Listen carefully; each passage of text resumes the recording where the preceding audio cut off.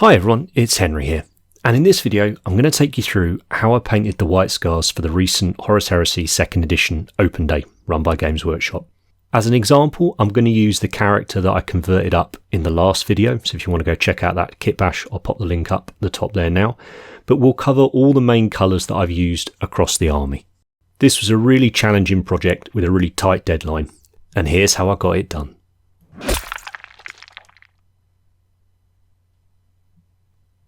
The most important part of the scheme for me was getting the white armour right. And me and Andy had a chat about this because we wanted the Decayed Metal model that he was painting to fit in with the rest of the army that I was painting, even though we were going to be using different techniques and different paints. If you want to see how he got on with the Primarch, you can check it out on Patreon. To begin with, I've started with a slightly brown grey colour, literally called brown grey in this case by Vallejo Model Air, and I'm going to build this up as a nice flat base coat across the whole model.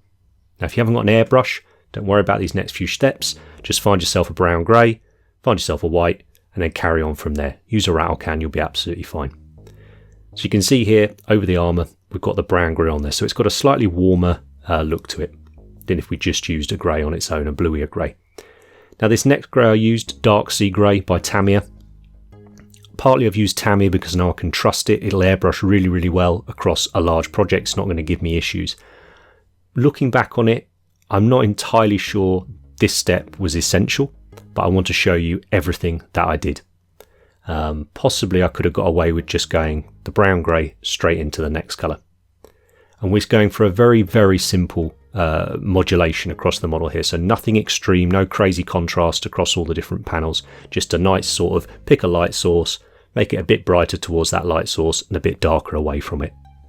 Now the main colour, as it were, is going to be this Ulthaun Grey AIR paint by Games Workshop.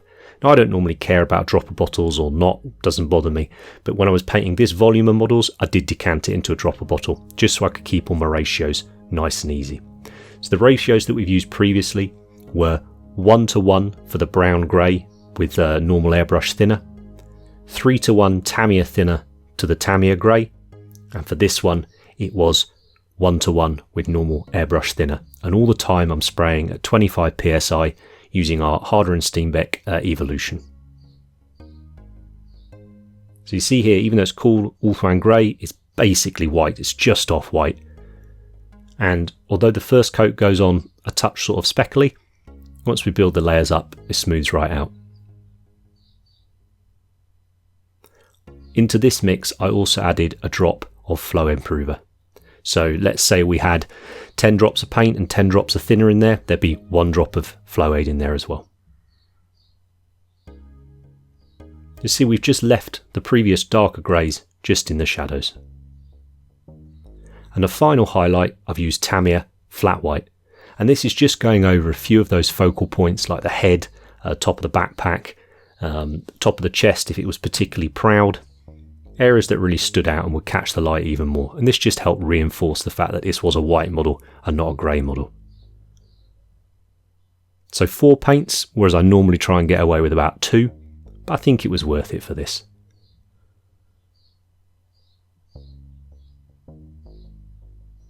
For the shoulder pads, they're going to be red, so I tried to avoid them when I was painting with the rest of the greys, and I'll just go in with a Tamiya Flat White and give them a simple pre-shade. Now a few of you sometimes ask about how do I approach doing vehicles when I'm doing these army painting recipe videos.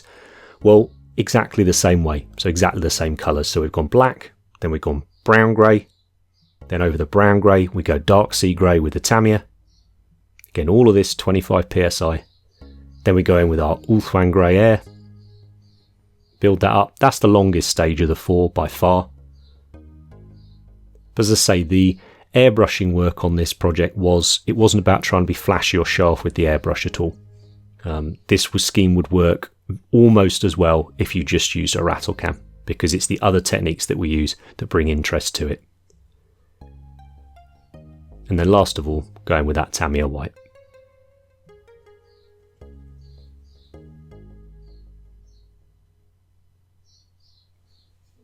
And we'll touch on how we do the battle damage a little bit later on the infantry model, but I loved this shot, so I'm showing you anyway. Now for the red parts of the model, and I didn't choose to do many. The lighter red I'm using here is AK Interactive Carmine, I've thinned this just over 50 with thinner, so a little bit more thinner than paint. If you want to mask off the rest of the model, that's absolutely fine. And then to shade it, I'm using Khorne Red by Games Workshop. This I thinned about 2 or 3 drops of thinner to paint. Now when I painted on the odd dag onto the models, I would base coat it and I'd paint the outline in and then fill that in with a Khorne Red, and then I would just paint the Carmine over it as a highlight. You can see once we had a few layers of that on there, got a nice deep red. Now I'm going to give the model a gloss varnish. You use whatever you like. I'm using Vallejo polyurethane gloss here. Probably 3 or 4 coats, and I thin this 1:1 with normal airbrush thinner. And again, I'm still spraying 25 psi. Same the whole way through. That's to prep it for the next couple of stages. So we're going to do a pin wash, and we're going to do our decals. Now for our pin wash, I'm choosing to use a grey, in this case Smoke by Ulthaun 502, but you could use any grey you like. Make one up if you need to. If you've got black and a white, just make one up that works. And I'm thinning this down with odorless mineral spirits, and I like to use Winsor Newton Sansador. Just thin this down into a wash consistency. And this is to help bring definition between the panels and add a little bit of contrast into the model. So once the gloss varnish is dry, we can go in with our oil wash and just start working our way all around the model. Now I gave this quite a heavy wash, so I wasn't being super accurate getting it in all the little things. If I got a little bit on the surface and it dried, great. I smooshed it around and it added a bit of texture and interest. Some of you have challenges when you're doing pin washing where you find that the oil separates out when it dries, so it goes sort of bitty, doesn't do like a nice smooth sort of panel line as it were. I get that sometimes too.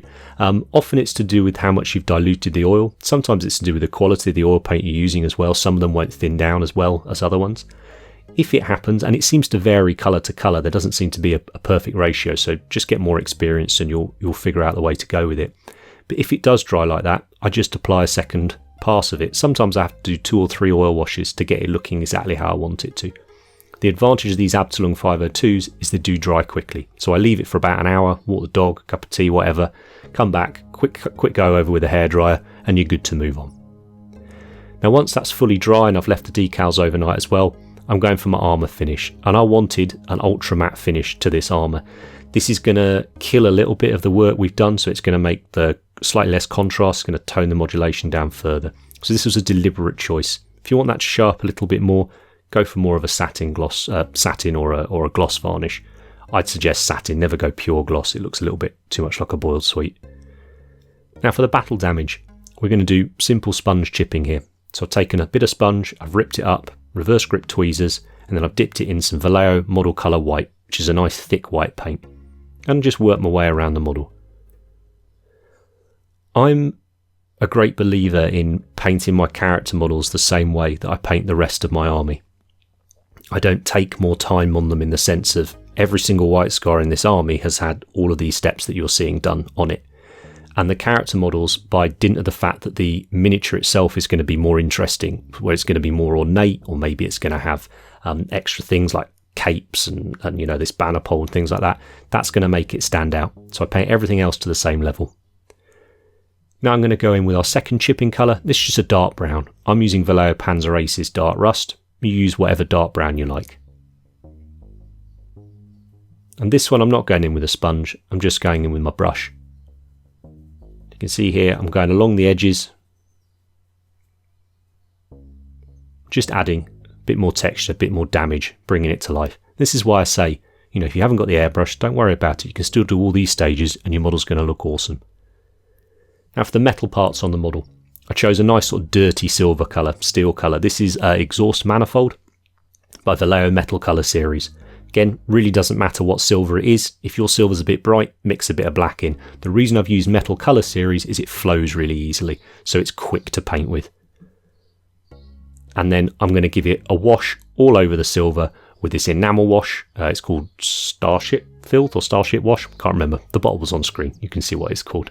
Now we haven't needed to varnish this or anything. As long as that metallic paint is dry, we can just go straight in there. And this isn't diluted. I'm just using this straight out of the pot. So it's that classic metallic technique of paint your metal on and give it a wash. I'm just choosing to use an enamel because you get a different finish to if you were to use something like a Games Workshop shade paint or, you know, any other brand's wash.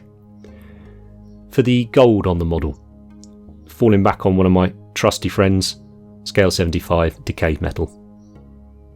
Then we're going to highlight it up with scale 75 Necro Gold. You see here, I'm just sort of, obviously this is sped up a bit, but I'm not spending ages and ages doing all the edges and everything, just picking where the light's coming from, so from above, so any edges facing up there, get a good splodge of that paint. I'm stippling it, I'm scratching it, I'm painting it. Any texture is good. And then for the highlight, we're using Elven Gold. Now I've mixed in a tiny bit of silver here, just to make it a little bit brighter.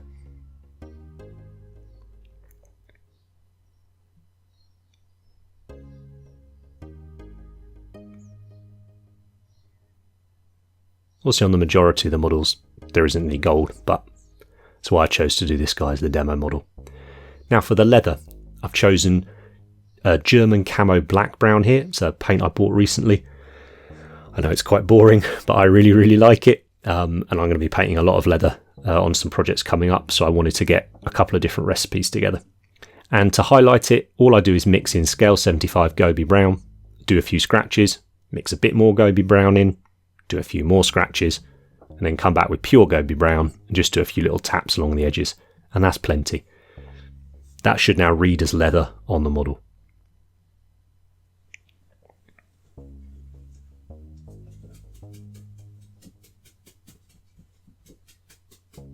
And I'm probably not going to edit out my dog having a good old scritchy scratch there in the background. Now for the eye lenses, this was one area where I really did need to save a bit of time on the project. Rather than doing the classic sort of dark to light, lighter again, white dot in the corner, I've taken a turquoise, in this case AK Interactive blue-green, and I've just base coated the eye lens in that. I chose blue because obviously, you know, these white scars are the goodies, so I couldn't choose red. And we already had red on some of the model anyway. Now on the normal Power Arbor miniatures, I then gave the whole eye socket a wash with this contrast paint, Arcalian Green. And that would just give me a little bit of definition around the rim between where the lens is and the actual socket itself. On this miniature, this is a resin upgrade part from Forge World. I didn't need to do that, there was no value in it. And then we just go in with a couple of little white dots in the corner. Should probably have demoed this on one of the Power Armor heads in hindsight, but it's not particularly complicated. I'm sure you can understand what I'm going on about.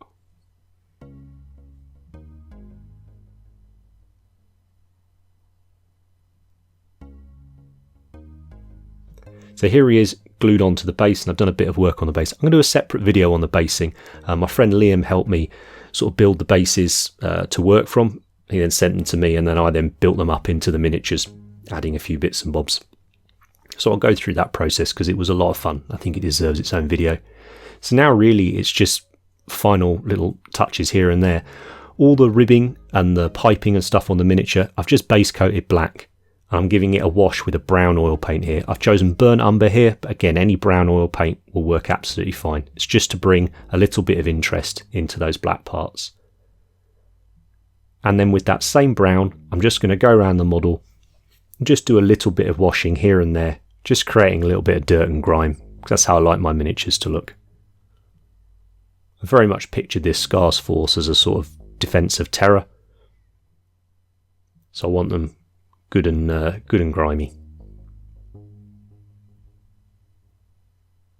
And once that's dry, I just go in with my silvers and my golds with a final little bright highlight. So this was steel by Vallejo Model Air, but any nice bright silver, and then that little elven silver mix for the gold, just to bring back a little bit of any reflection that we might have lost, we might have rubbed off as we were moving the model around painting it, or we've covered with oil, whatever. Just adds that little touch more interest. And that's going to be it for the model. Now, as I said at the start of the video, we were under pretty serious time constraints to get this box done.